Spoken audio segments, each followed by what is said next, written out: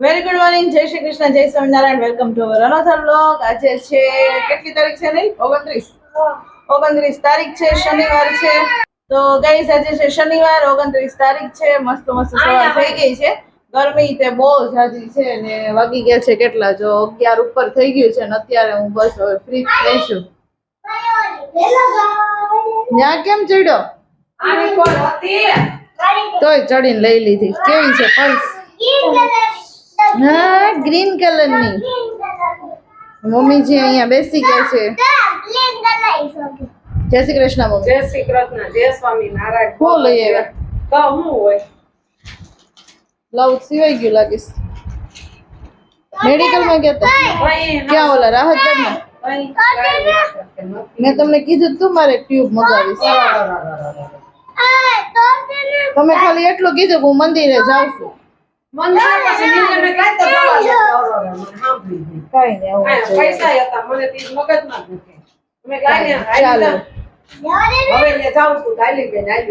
મિલતા તો સૂકો નાસ્તો છે ને. અમારે શનિવાર હોય ને મને બહુ મજા પડી જાય. સૂકો નાસ્તો હોય નહીં તો કઈક ને કઈક બનાવવું પડે. આલુ પરોઠા બનાવી દે, આ બનાવી દે, આ બનાવી દે. પણ સૂકો નાસ્તો હોય ને એટલે કાંઈ ન જોઈએ. મમ્મી આવે છે જો સરસ મજાની ભાખરવડી. આ મોટી મોટી ભાખરવડી છે ને ખાવાની બધાને બહુ મજા આવે છે. બહુ એટલી બધી સ્પાઈસી નો આવે અને ક્રન્ચી આવે, એકદમ મજા આવી જાય. ચાલો વાસણ ચડાવી દઈએ, કામ કરી લઈએ, રસોઈ કરી લઈએ અને પછી પાછા મળીએ આપણે.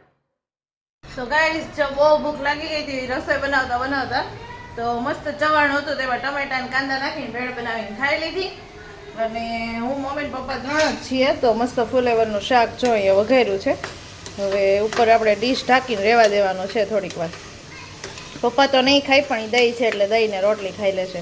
બાકી તો ઘરમાં કોઈને ફુલેવરનું શાક ભાવતું નથી, એવું બધું છે. કાંઈ નહીં, ચાલો રસોઈ બનાવી લઈએ ફટાફટ. રોટલીનો લોટ અહીંયા બંધાઈ ગયો છે, શાક બનવા માંડ્યું છે. બસ આજે શાક ને રોટલી 2 જ વસ્તુ છે. અને આજે કથાનો છેલ્લો દિવસ છે. કાલે સરસ રૂક્ષ્મણી વિવાહ ને એવું હતું પણ કાલે મેં લોંગ વિડીયો શૂટ જ નહોતો કર્યો. ખબર નહીં કેમ કામમાં ટાઈમ વહી ગયો, પછી હાથમાં કંઈ ફોન લેવાનો સમય જ ન મળ્યો. લોંગ વિડીયો આપણે શૂટ જ નહોતો કર્યો, શોર્ટ ઉતાર્યા હતા, એવું બધું હતું. કાંઈ નહીં, ચાલો રસોઈ પાણી કરી. તો ગાઈસ ચાલો સપ્તાહમાં આ છેલ્લો દિવસ છે. હવે જઈએ આપણે તો ફટાફટ. તો આજે છે ને છેલ્લો દિવસ રહ્યો છે. હવે ધર્મ તો આગળ દોડવા માંડ્યો છે. હવે હું જાઉં છું.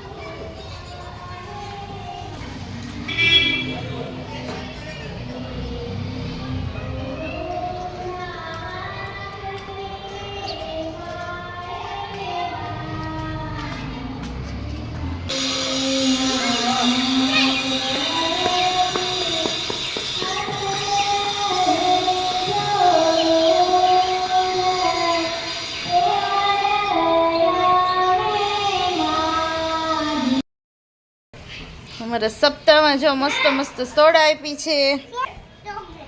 સોડા ને બીજું બિસ્કિટ ને ચોકલેટ.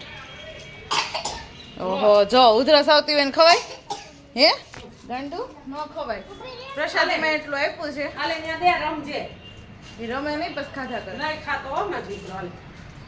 બા જોય ને કેટલી આપે છે. આમ જો તારા એ રસોડાનો સામાન છે ને એમાં રમ કાકાની, પપ્પાની, દાદાની, બાની ચોકલેટ જોઈને તો પણ કોને ખબર એટલા હરખાય. મૂક દે.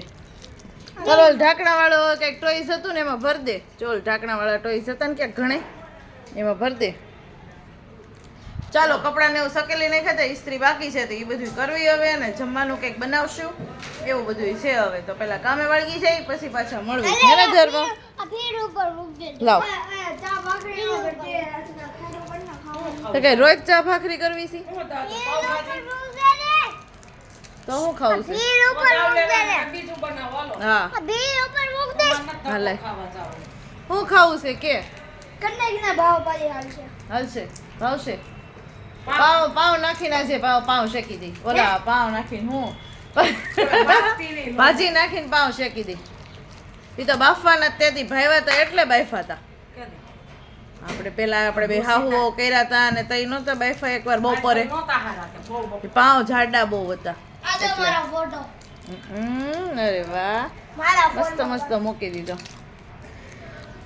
કાંઈ નહીં ચાલો. છોકરાને તો એવું છે ખાઈ ખાય ન ખાય ન ખાય લાવને તો એવું માથે. પાવભાજી ખાશ ને બધું શાક પડ્યું છે એટલે તો બા ભાજી બનાવીશ તો હું માર્કેટમાં ખોટું જાઉં. ટમેટા જો તો આજ જોઈ લે તો જાવ નક જાવ હોય. ટમેટા છે જ તે ખાલી એક કાકાનો બગડે છે. કોબી નહીં હોય બાકી તો બધુંય છે.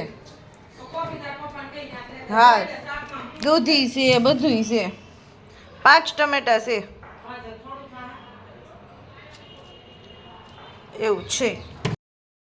तो गाइस मस्त गर्मा गर्म भाजी बन रही है यहाँ पर और हमने मसाला भी डाल दिया है તો સરસ મજાની જો ભાજી બને છે અહીંયા અને થોડા પાવ લાવવાના છે અને ભાખરી બનાવવાની છે. રાહુલભાઈ ક્યારે પાવ નથી ખાતા. મારો વિચાર છે કે હું થોડી ઘણી ખાઉં. ધર્મભાઈએ કીધું છે કે હું ભાખરી ખાઈશ એમ તો 2-3 ભાખરી બનાવી નાખું બાકીના પાવ ખાશે એવો બધો આઈડિયા છે પ્લાન છે હવે. તો ચાલો એવું છે સરસ ગરમા ગરમ ભાજી બને પછી જમવા બેસી જઈએ. તો ફ્રેન્ડ્સ 9 વાગ્યા ત્યાં જમી તો લીધું પણ જમીન ઘરની હાલત બહુ ખરાબ થઈ જાય. હો આમ જો છોકરા એના ચોપડા મૂકીને વહી જાય, રમકડા મૂકીને વહી જાય, મોજા સાયકલું નાળિયેર કર્યું હતું, ઓલા નાળિયેર વધેર્યું હતું તેના છલકા અને એવું બધું છે. બધું આપણે ચોખ્ખું મસ્ત સાફ સાફ કરવાનું છે ફટાફટ. દૂધે ગરમ કરવા મૂક્યું છે અને ભાજીનું ઉડે કેટલું જો આ બધું સાબુથી ઘસી મસ્ત આગળ સાફ સૂફ કરવાનું છે. તો 9 વાગી ગયા છે. કામ કરશું કે 9:30 તો ઓલરેડી થઈ જ જશે. તો બ્લોગનો એન્ડ આપણે છે ને અહીંયા જ કરી દઈએ પછી વધારે આપણે લાંબુ ખેંચવું નથી. બધાને ગુડ નાઇટ, જય શ્રી કૃષ્ણ. મળશું ફરીથી નવા વિડીયો સાથે. હા ને જ્યોતિબેન એમ કહેતા હતા કે કોમેન્ટ હતી એની સરસ. પછી એક ઘરનું રસોડું એની કંઈક કોમેન્ટ હતી કે વેરી ગુડ તો એને પણ થઈ ગયું. અને જ્યોતિબેન પૂછતા હતા કે નીલ કેટલા ધોરણમાં ભણે છે તો નીલ બીજું ભણે છે, 2nd ક્લાસમાં છે, ગુજરાતી મીડિયમમાં છે અને બીજું ભણે છે. તો બધાને ગુડ નાઇટ અને જય શ્રી કૃષ્ણ.